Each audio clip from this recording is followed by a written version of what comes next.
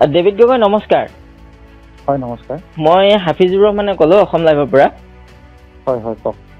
এটা বিশেষ কথাৰ কাৰণে আপোনাক যোগাযোগ কৰা হ'ল যে এই জুবিন গাৰ্গৰ যিটো ৰহস্যজনক মৃত্যু, এই মৃত্যুক লৈ মানে কেতবোৰ প্ৰসংগ এতিয়া উত্থাপন হৈছে, শেহতীয়াভাৱে আপোনাৰ নামটো জড়িত হোৱা দেখিবলৈ পোৱা গৈছে।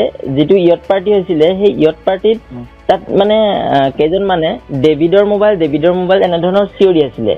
প্ৰকৃততে ইয়ট পাৰ্টিত আপুনি অংশগ্ৰহণ কৰিছিল নেকি? মই আপোনাক কথাখিনি একদম ক্লিয়াৰলি কৈ আছো। মই গৈছিলোঁ 18 তাৰিখে ৰাতি, ঠিক আছে, ৰাতি ফ্লাইট আছিলে, তাৰপিছত কানেক্টিং ফ্লাইট আছিলে, তো ৰাতিপুৱা তাত পালোগৈ, ঠিক আছে, 19 তাৰিখে। তাৰপিছত পাই মেলি, মানে 19 ছেপ্টেম্বৰ কথা, হয়। তাৰপিছত তাত পাই মেলি তাতে এয়াৰপৰ্টতে অকণমান ৰাতিপুৱা আছিলে, ব্ৰেকফাষ্ট অলপ কৰি মেলি মই হোটেল বেলেগ হোটেল লৈছোঁ। মই নিজে আমি হোটেল আমি জাষ্ট ইভেণ্টটো অৰ্গেনাইজ মানে কৰিছিলে, আমি গৈছিলোঁ জাষ্ট বস্তুখিনি অলপ কিবা কামৰ বস্তু ওলাব নেকি সেইটো কাৰণে গৈছিলোঁ, ঠিক আছে। তো মই হোটেল চব বেলেগকৈ লৈছোঁ, মই নিজেই চব বুকিং কৰিছোঁ। মোৰ লগত আৰু এজন লগৰো স্কুলৰ লগৰ এজন গৈছিলে, সি বাৰু একো ইভেণ্টৰ কাৰণে যোৱা নাই, সি জাষ্ট ফুৰিবলৈ গৈছিলে। তো সি আৰু মই একেলগে আছোঁ। তাৰপিছত গ'লোঁ, তাৰপিছত আমি হোটেলখনত এৰাউণ্ড 12:30-1টামান বজাত চেক ইন কৰিছোঁ, বেলেগ এখন হোটেল, IBIS বুলি হোটেলখনত। তাৰপিছত হৈ মেলি তাৰপিছত অলপ ৰেষ্ট ল'লোঁ, ফ্ৰেছ হ'লোঁ। তাৰপিছত মোৰ মানে 3টামান বজাত এখন মিটিং আছিলে, মানে সেইখন তাতে অলপ আগতে মানে ফিক্স হৈ থোৱা মিটিং এখন আছিলে। তো সেইকাৰণে মই বোলো 2:30মান বজাত গুচি যাম, আমাৰ যোনটো ইভেণ্টৰ ওচৰত আছে তাতেই, মানে ইভেণ্টটো য'ত হ'ব কথা আছে তাতে গৈছিলোঁ।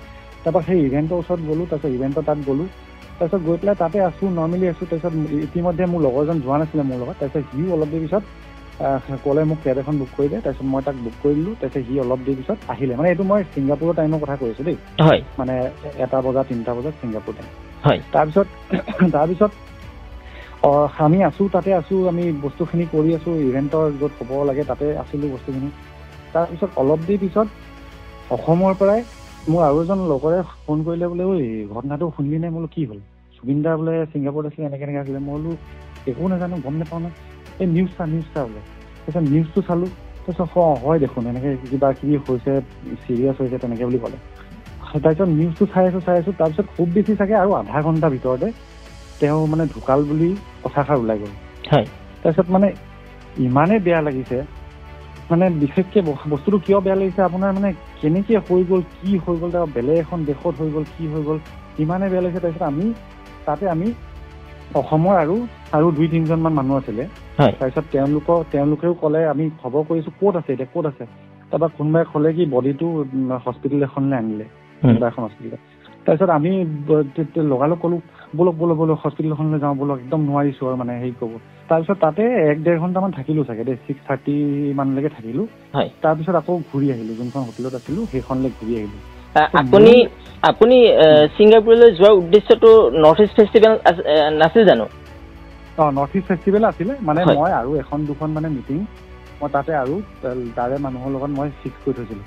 মই বোলো গৈছোঁ যেতিয়া আৰু 1-2খন মিটিং কৰি আহিমগৈ, মানে সেইটো উদ্দেশ্যৰে, মানে প্ৰপাৰ আৰু বাণিজ্যিক মানে মিটিং আছিলে এইখন। এতিয়া যেতিয়া জুবিন গাৰ্গৰ যেতিয়া মৃত্যুৰ খবৰটো আপুনি পাইছিলে, পোৱাৰ পাছত আপুনি শ্যাম কানু মহন্তৰ লগত যোগাযোগ কৰিছিল নে গোটেই ঘটনাটোৰ সন্দৰ্ভত? নাই, তেওঁক মানে একচুৱেলি সঁচা কথা ক'বলৈ গ'লে ন, সেই ট্ৰিপটোত তেখেতক মই লগেই নাপালোঁ। মানে সেইটো মানে মোৰ লগত থকা বাকী যোনবিলাক ব্যক্তিও আছিলে ন, মষ্ট প্ৰবেবলি চবেই তেনেকেই ক'ব, তেওঁক লগেই নাপালে। মানে তেওঁলোকে বেলেগ ক'ৰবাৰ হোটেলত ক'ৰবাত কিবাকিবি ইভেণ্ট কিবাকিবি কৰি আছিলে। তাৰপিছত মই মানে গৈ পোৱাৰ পিছত কৈছিলোঁ যে মই পালোঁহি, তেতিয়ালৈকে একো ঘটনা হোৱা নাই। তাৰপিছত এনেকৈ গৈ পালোঁগৈ। তাৰপিছত ঘটনা হোৱাৰ পিছততো তেওঁক লগো পোৱা নাই, তাৰপিছত ফোনতো একো কথা চথা হোৱা নাই, তেওঁৰ লগত মোৰ একো যোগাযোগ হোৱা নাই। তাৰপিছত এতিয়া এই ইয়টখনত যেতিয়া এই অনাকাংক্ষিত ঘটনাটো হ'ল, তাত এটা নাম উচ্চাৰণ আমি পালোঁ ভিডিঅ'টোত, ডেভিড।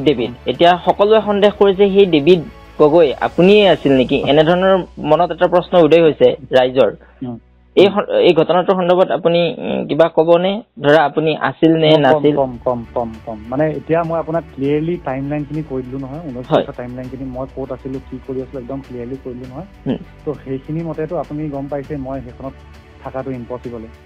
আৰু ছেকেণ্ড কথাটো হৈ গ'ল, তাতে থকা মই আৰু এটা নিউজ চেনেলত কৈছোঁ, তাতে থকা যিমানকেইজন ব্যক্তি আছিলে, মানে যোনবিলাকৰ নাম শুনিছোঁ, মই আজিলৈকে লাইফত কাকো তেওঁলোকক কথা পাতি পোৱা নাই, না লগ পাইছোঁ, মানে তেওঁলোকৰ নামেই শুনি পোৱা নাই একচুৱেলি সঁচা কথা ক'বলৈ মানে জুবিন গাৰ্গৰ অবভিয়াছলি জুবিন গাৰ্গৰ অনুৰাগী হয় ময়ো তেওঁৰ ন্যায়টো ময়ো বিচাৰোঁ তেওঁৰ কথাটো জানো বা কিবা কিবি জানো বাকী এই বেলেগ কোন আছিলে কিন্তু মই অকণমান ভালকে ভিডিঅ'টো শুনি চাইছোঁ এইটো এটা আপোনালোকৰ গাতো দুখ নাই বাৰু আপোনালোকেও মানে বস্তুটো পাইছে যিহেতু আপোনালোকে অকণমান তদন্ত কৰিবই তাৰপিছত বস্তুটো কি হৈছে মই কথাষাৰ অলপ ভালকে চাইছোঁ কিবা ডেলিট নে কিবা বুলি কৈছে মানে অকণমান মোৰ নামটো নিচিনা উচ্চাৰণটো অলপ মিলে ডেলিট তেনেকুৱা মানে অকণমান মানে মিলে জাষ্ট মানে কোইনচিডেন্স নাথিং এলছ মানে আপোনাৰ সত্য কথা যদি কৈছোঁ মই একদম সত্যতাৰে মই আপোনাক চব কথা কৈছোঁ মই আপোনালোকক লাগিলে সেইদিনাৰ মানে আপোনাৰ টিকেট মই হোটেল সেইবিলাকো দেখাই দিব পাৰিম একো ডাঙৰ কথা নহয় মোৰ চব আছেই এতিয়াও